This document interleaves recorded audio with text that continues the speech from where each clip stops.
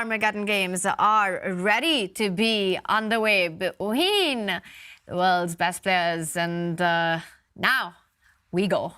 Handshake and we're off. Magnus Carlsen, he starts with the king's pawn instead, so veering away from that double queen's gambit. And we see Nakamura employ the Petrov defense. Solid stuff.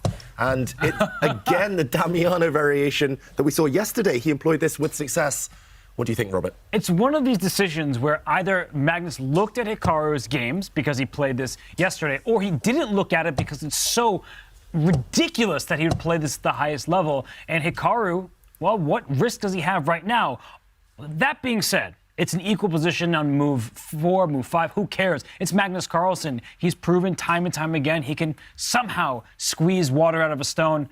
Will he be able to in this Armageddon game? That's the big question. Yeah, and interesting that Magnus doesn't go for any forcing lines, any direct lines. We saw complicated battles in this variation yesterday. Magnus says, my approach in this Armageddon is to slowly outplay you later and maybe hustle you on the clock. It's very strategic, very slow right now. Actually, this is a well-known position with colours reversed, and it's odd to see the white knight stay on e5 in the Petrov defence.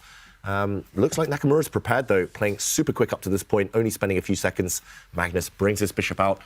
Slight advantage because he has that centralised knight. He has the first move in these types of symmetrical positions. And it is about fighting that knight on e5 with your own pieces as black here, expecting Hikaru to line up his rook on the e file, develop his own knight to c6, try to trade off that very strong piece that is posted on e5. The task is clear for both these players. Magnus has no choice but to keep the game going. He has to try and keep as many pieces on the board, but one set of minor pieces will come off in the center of the board. That's very likely, but it's hard to know when to capture it, because if black captures that knight on e5 at some moment, a pawn will replace the knight, and then there will be attacking chances for white, namely with that bishop on d3. So I think Magnus, he needs to play a little bit quickly here. Hikaru, with 9 minutes remaining on his clock, I think he's off to the best start imaginable. Yeah, Hikaru will be thrilled. He might not look it. I'm not sure what face number that is of Hikaru's right now. 345. Oh, Danny might tell you off for that one. But shielding the glare of Magnus, but he's solid, and that's all he can ask for. Solid is the name of the game right now with the Petrov defense. Rook has lined up. We are expecting a knight development. And meanwhile, Magnus takes his time, but he's got to be careful because he has to keep the pressure on the clock as well. If the clocks level out, then it's just result odds for white. And Hikaru does not develop the knight, but strikes immediately in the center, targeting the main defense of that e5 knight. Huge decision, though, because if Magnus just captures the pawn that was placed on c5, there will be an isolated queen pawn for Hikaru. That's not a bad thing necessarily, but when you don't have so much time, I think players tend to struggle protecting that pawn. You operate around it, that's true, but defending it, that's a different story.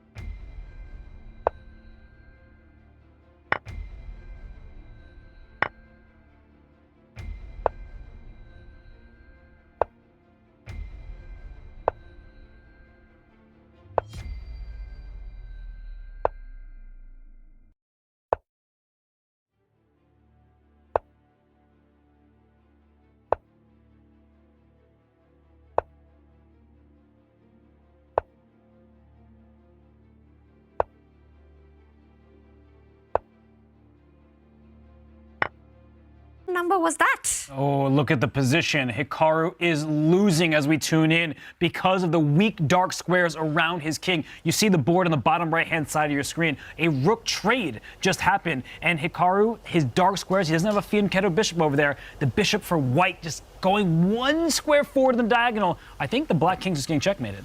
Yeah, and Hikaru, he did such a good job on the clock, but unfortunately one slip just as we joined the game. And there we go, Robert, you mentioned it, the white bishop landing on e5, and black's knight simply stuck. It cannot cover enough squares.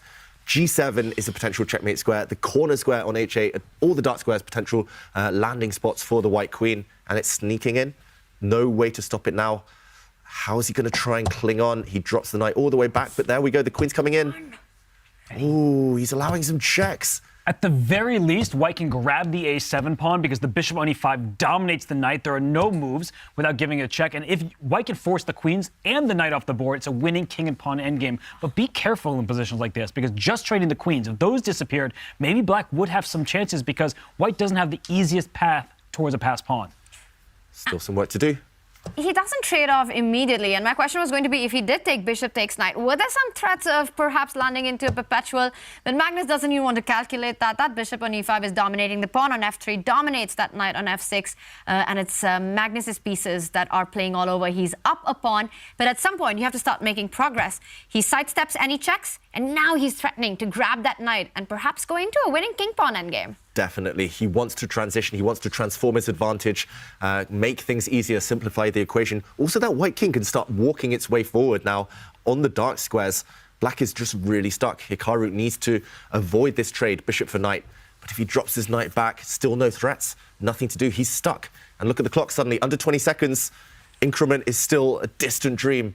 It only kicks in at move 60. It's physically going to be impossible, surely. 14 seconds left. And here's the big question, and you could see that Magnus is thinking about, can I take this knight on f6? And if the queen takes out, can I then put my queen on e5 with check and trade queens? Now, sometimes you try to liquidate too soon, and it's actually the black king that will march quickly up the board and start stealing some of white's pawns. So it's a big moment here for Magnus Carlsen. I do not think he should take the knight and trade queens. That could easily backfire, as black will shut down the protection of that pawn and go and win it. Moral, ethical decision here. Do you just try and play quick moves, flag the opponent, or do you actually slow down and try to find objectively the best moves? Because 12 seconds for Nakamura, physically so tough. And queen's off the board now. Queen's off the board. Hikaru needs only a draw somehow, but he needs a big miracle right now to convert this into a draw. At least he can feel safe that he's not getting checkmated anytime soon. But he's going to lose his rook pawn. That's on a dark square. Only one side is a dark square bishop. And here it goes. Magnus breaks that little pawn chain there, steals the rook pawn. So now he'll have passed pawns on opposite sides of the board. That's going to be too much for the black's pieces to deal with. And 4 seconds for Hikaru. He has to make a move. Whoa. Magnus is playing surprisingly slowly, but Hikaru... See, look at that speed. He's trying to pre-move, but he's running out of time. There's no mouse.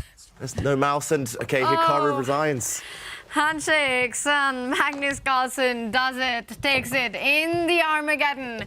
Wow, some fantastic technique there by Magnus. And big news coming in. Denis Lazovic takes his Armageddon against Maxime